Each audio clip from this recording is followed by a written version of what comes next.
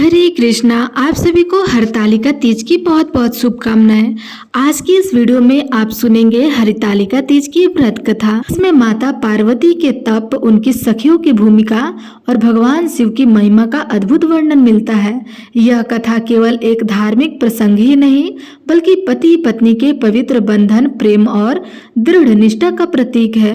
तो आइए इस पावन कथा का श्रवण करते हैं। बहुत समय पहले जब पृथ्वी पर धर्म और तप की महिमा सर्वोपरि थी, उस समय हिमालय पर्वत पर अपनी कन्या पार्वती को लेकर चिंतित रहते थे। वे सोचते थे कि मेरी कन्या रूप, गुण और तपस्या में अद्वितीय है। उसका विवाह किसी ऐसे देवता से होना चाहिए जो सर्वशक्तिमान हो, धन वैभव से युक्त हो और देवताओं में सबसे श्रेष्ठ हो। इसी सोच में वे बार बार विष्णु भगवान के गुणों का चिंतन करते और ठान लेते कि पार्वती का विवाह विष्णु जी से ही करेंगे। परंतु पार्वती जी का हृदय तो केवल शिव जी में ही लीन था। वे बाल्यकाल से ही महादेव को अपने पति के रूप में पाने का संकल्प ले चुकी थी। वे माता से कहती थी, माँ, मैं केवल उसी से विवाह करूंगी जो सच्चे योगी है, जो विरक्त है, जो भोलेनाथ है। मुझे वैभव नहीं चाहिए, मुझे संसार का धन नहीं चाहिए, मुझे तो बस महादेव का स्नेह चाहिए। तब माता मुस्कुरा देती, परंतु पिता हिमालय को यह बात स्वीकार नहीं थी। एक दिन हिमालय ने पक्का निश्चय कर लिया कि उन्होंने देव ऋषि नारद को बुलाया और कहा, देव ऋषि, मैं अपनी कन्या पार्वती का विवाह भगवान विष्णु से करना चाहता हूँ। आप कृपया यह संदेश विष्णु जी तक पहुँचा दें। यह सुनकर पास खड़ी पार्वती जी का चेहरा पीला पड़ गया। उनकी आंखों में आंसू आ गए। वे मन ही मन कहने लगी, हे प्रभु शिव, अब मेरी परीक्षा की घड़ी आ गई है। यदि मैं आपका व्रत न करूँ तो पिता मुझे किसी और को सौंप देंगे। मुझे आपकी प्राप्ति के लिए तप करना ही होगा। पार्वती की व्याकुलता को देखकर उनकी सखियां उन्हें समझाने लगी। तब एक सखी कहती है, हे सखी, यदि तुम्हारा हृदय केवल महादेव में है तो अपने पिता की इच्छा का पालन मत करो।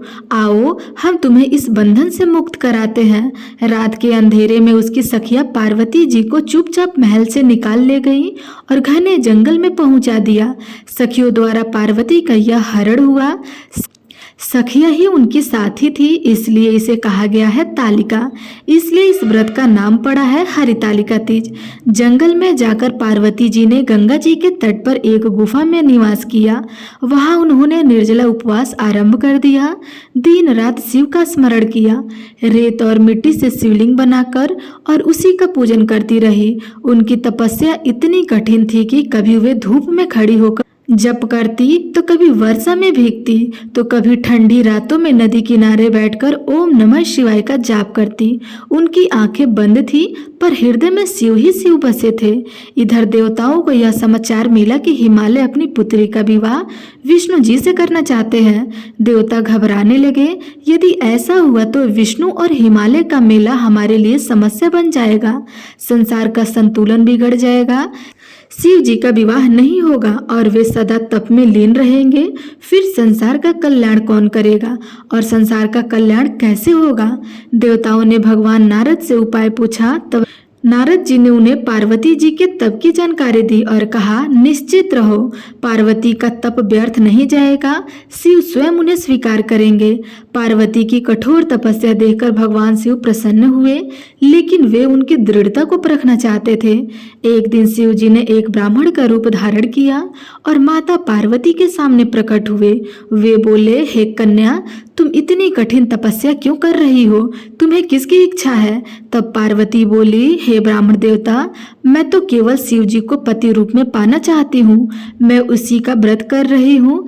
तब ब्राह्मण रूपी शिव ने कहा, शिव जी, वो तो जटाधारी, भस्म स्नातक, पशु चर्मधारी, शमशानवासी, सर्पों से भूषित, नंगे पांव रहने वाले योगी हैं। वे गृहस्थ जीवन के योग नहीं है। उनके विवाह कर तुम्हें कैसे सुख रहोगी? यह सुनकर पार्वती अडिग रही। उन्होंने दृढ़ता से कहा, हे ब्राह्मण देवता, आप चाहे कुछ भी कहो, पर मेरा मन केवल महादेव जी में ही है। वे चाहे जैसे हो, वे मेरे लिए सर्वोच्च है। मैं उन्हें ही पति का रूप में स्वीकार करूंगी। यह सुनकर ब्राह्मण मुस्कुराए और अपना वास्तविक रूप धारण कर लिया। किया। वे स्वयं भगवान शिव थे। तब शिव जी कहने लगे, हे पार्वती, तुम्हारी भक्ति और दृढ़ संकल्प से मैं अत्यंत प्रसन्न हूँ। आज से तुम मेरी अर्धांगिनी हो। तुम्हारे इस व्रत के कारण यह तिथि समस्त स्त्रियों के लिए पवित्र बन जाएगी। जो स्त्री इस व्रत को श्रद्धा से करेगी उसे अखंड सौभाग्य और पति का सुख प्राप्त होगा। तब माता पार्वती ने प्रसन्न होकर शिव की स्तुति की और आशीर्वाद प्राप्त किया। तभी से यह व्रत हरतालिका तीज के नाम से प्रसिद्ध हुआ। विवाहित स्त्रियां इसे करती हैं तो उनके पति की लंबी आयु होती है और वहीं पे अविवाहित कन्याएं करती है तो उन्हें मनचाहा वर मिलता है। इसलिए महिलाएं निर्जला रह करके रेत से शिवलिंग बनाकर माता पार्वती और शिव जी की पूजा करती हैं और यह कथा भी सुनाती है। इस कथा से हमें यही शिक्षा मिलती है कि यदि हमारे संकल्प शुद्ध हो, निष्ठा अटूट हो और भक्ति सच्ची हो तो भगवान अवश्य ही हमारे जीवन में प्रकट होते हैं और हमारी मनोकामनाएं पूर्ण करते हैं। जो स्त्री हरतालिका तीज का व्रत करती है वह सदा सौभाग्यवती रहती है। उसे कभी पति वियोग का दुख नहीं सहना पड़ता है और उसका परिवार सुख समृद्धि से परिपूर्ण रहता है। तो प्रेम से बोलिए शंकर भगवान की जय, माता पार्वती की जय। अब आप सुनिए हरितालिका कथा, जिसमें माता पार्वती के तप का एक और अद्भुत प्रसंग मिलता है। तो आइए आरंभ करते हैं। एक दिन पर्वतराज हिमालय अपने महल में बैठे थे। उनके मन में चिंता थी कि अपनी पुत्री पार्वती का विवाह किससे करें। तभी देव ऋषि नारद वहां पहुंचे। हिमालय ने आदर पूर्वक नारद जी को आसन दिया और बोले, देव ऋषि, मेरी कन्या गुणों में अद्वितीय है, कृपया उसका भविष्य बताइए। तब नारद जी ने पार्वती जी की हथेली देखकर कहा, राजन, आपकी पुत्री पूर्व जन्म में भी शिव की उपासिका थी। यह जन्म भी उसने केवल शिव को पाने के लिए ही किया है। इसका विवाह भगवान शंकर से होना ही चाहिए। नारद जी की बात सुनकर हिमालय सोचने लगे, शंकर तो कैलाशवासी जटाधारी वश्म रमाए योगी हैं। उनके पास धन, वैभव, राजसत्ता कुछ नहीं है। मेरी कोमल पुत्री शिव जैसे योगी के साथ कैसे सुखी रहेगी? क्यों न इसका विवाह विष्णु भगवान से करा दूं, जो साक्षात त्रिलोकपाल है। हिमालय ने यह विचार मन में ठान लिया और पार्वती जी से कुछ न कहा। पार्वती जी यह सब जानती थी। वे प्रतिदिन भगवान शिव का स्मरण करती, शिवलिंग पर पुष्प चढ़ाती और यही प्रार्थना करती कि हे भोलेनाथ, मुझे आप ही पति रूप में स्वीकार करें। मेरे जीवन का उद्देश्य आपके साथ ही पूर्ण होगा।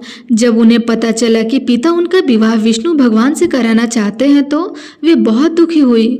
आंसुओं से भरी आंखों से उन्होंने अपनी सखियों से कहा, यदि मुझे शिव न मिले तो मैं जीवन भर अविवाहित रहना पसंद करूंगी, परंतु मैं किसी और को पति रूप में स्वीकार नहीं कर सकती। पार्वती की यह दशा देखकर उनकी सखियां व्यथित हो उठी। उन्होंने आपस में परामर्श किया और कहा, हम अपनी सखी को इस संकट से बचाएंगे, इसे यहाँ से ले चलेंगे ताकि यह तप कर सके। रात के समय सखिया पार्वती जी को महल से चुपचाप निकाल ले गई और गंगा जी के किनारे एक गुप्त वन में पहुंचा दिया। सखियों द्वारा पार्वती को ले जाने का कहलाया हरण, और चूंकि यह कार्य सखियों ने किया था इसलिए कहलाया तालिका। इसी से इस व्रत का नाम पड़ा हरतालिका तीज। वन में पहुंचकर माता पार्वती ने निर्जला व्रत आरंभ किया। उन्होंने भोजन तो दूर जल तक का सेवन नहीं किया। वे मिट्टी और रेत से शिवलिंग बनाती, उस पर पुष्प, जल और बेलपत्र चढ़ाती। दिन में वे धूप में खड़ी होकर तप करती, रात में शीतल जल में खड़े होकर ओम नमः शिवाय का जाप करती। कभी खुले आकाश के नीचे बैठकर उपवास करती। उनकी तपस्या को देखकर समस्त देवी देवता चकित हो उठे थे। इधर हिमालय ने विष्णु जी को पार्वती के विवाह का निमंत्रण भी भेज दिया था।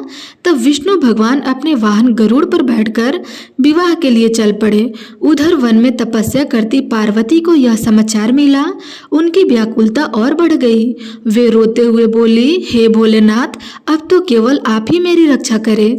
यदि आप मुझे न मिले तो मैं अपनी प्राण त्याग दूंगी। पार्वती की व्याकुलता को देखकर शिव जी ने सोचा, मैं देखता हूँ कि मेरी अर्धांगिनी कितनी दृढ़ है। उन्होंने एक ब्राह्मण का रूप धारण किया और पार्वती जी के पास पहुँचे। तब ब्राह्मण के रूप में बोले, हे कन्या, तुम जप क्यों कर रही हो? किसे पति रूप में चाहती हो? पार्वती जी ने उत्तर दिया, मैं भगवान शिव को पति रूप में चाहती हूँ। तब ब्राह्मण कहे, शिव तो भस्म रमाए भूत प्रेतों के स्वामी, शमशानवासी जटाधारी हैं, वे गृहस्थ जीवन के योग्य नहीं। तुम उनका ध्यान क्यों कर रही हो? तब पार्वती जी ने दृढ़ स्वर में कहा, हे ब्राह्मण देवता, चाहे संसार उन्हें जैसा भी माने, पर वे मेरे लिए सर्वश्रेष्ठ है। मैं उन्हीं को पति रूप में चाहती हूँ। मेरा संकल्प अटूट है।